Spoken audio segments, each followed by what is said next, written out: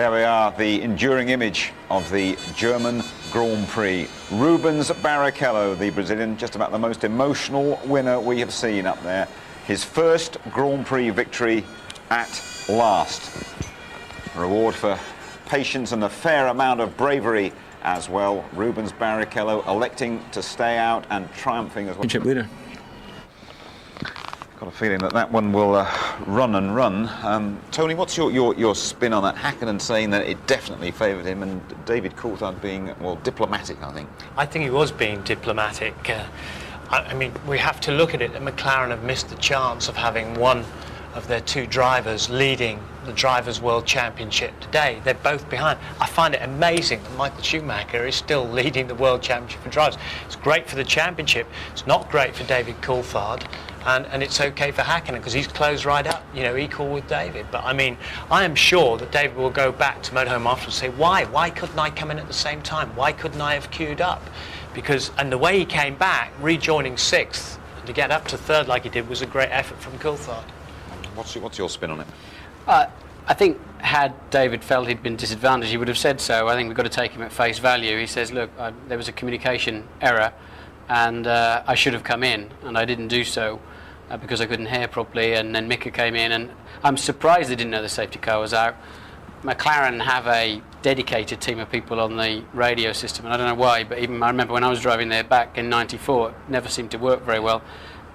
If David's being diplomatic, then I'm surprised, because I think he would say something. We have to take him at face value on that. Okay. It's a hard old world, F1, isn't it? But even hard-bitten old driver like you must have felt a bit of sentiment for your former teammate, Rubens Barrichello. I was delighted for him, really was. I mean, Rubens matured through that year with, 2 years with Stewart. I think Jackie Stewart was a big calming influence on him, and he really matured into a top Grand Prix driver. Some of his performances early on this season I thought were not as good as I expected them to be. Remember, Michael lapped him once and virtually lapped him another time in Imola. And Rubens just didn't seem to be on it at all. But what thrills me about today for Rubens is he won the race. He went and took the race. He didn't luck into it. He didn't reverse into it, inherit the lead or whatever. He went out and won that Grand Prix from 18th on the grid. I mean, I'm not surprised he was howling his eyes out on the grid. I'd have done the same. On the podium, I'd have done the same thing. Absolutely. Okay, thanks for the moment. We will be right back to look at some of the key moments of a fascinating German Grand Prix.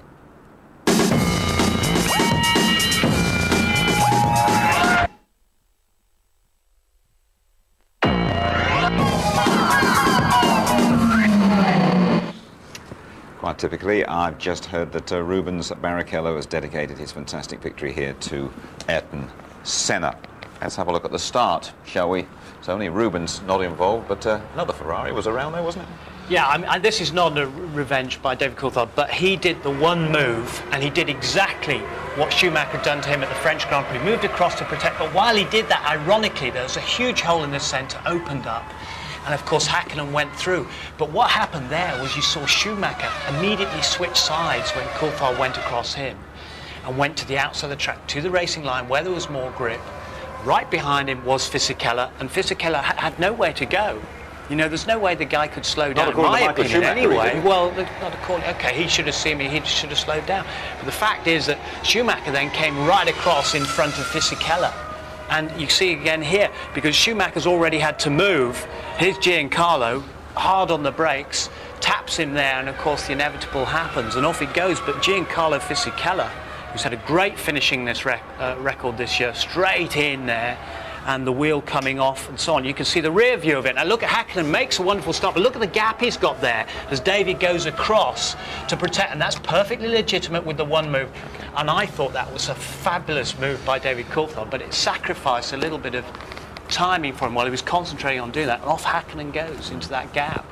Martin, we're used to pitch invasions and things like that and the odd streaker here and there in other sports, but loonies on the circuit in motor racing is a new one on me anyway. Well, he could have killed himself, almost certainly would kill a driver if he ran into him. I mean, I guess we'll try and get this guy in as our studio guest in Budapest or something and find out what he's up to. I don't think we'll bother, I think he's had a few too many Kleiner's beers or something, but that is just crazy. It's bizarre. I've never seen that before. They the stewards or the race director, Charlie Whiting, did the only thing he could, pull out the safety car and clear the Changed nutter the whole out of race, the way. though, didn't it? It did change the whole race. There'll be a few people wondering if he was working for Ferrari or something, or if he's Brazilian in nationality, but it's just bizarre, and what can you do about it? I mean, you can't close the place down and have it like being inside a prison here. Yeah.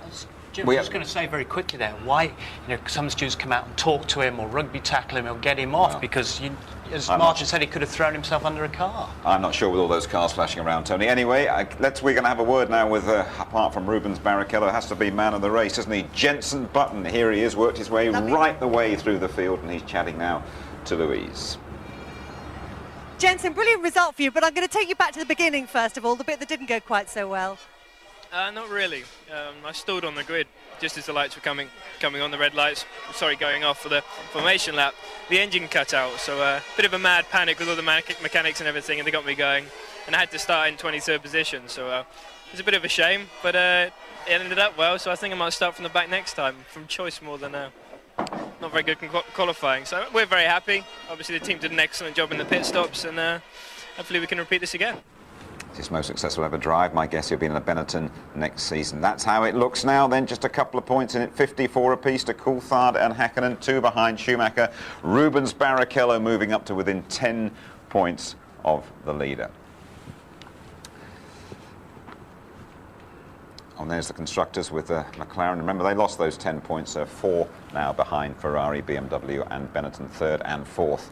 OK, a lot to discuss in our highlights programme later on tonight. Be sure to join us for that.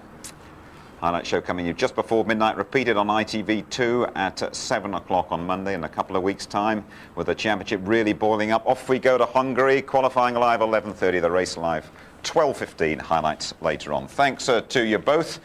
Brilliant day for Rubens Barrichello. Well, McLaren, they'll wonder, though, about not asking David Coulthard to queue up for his petrol. Good night to you all.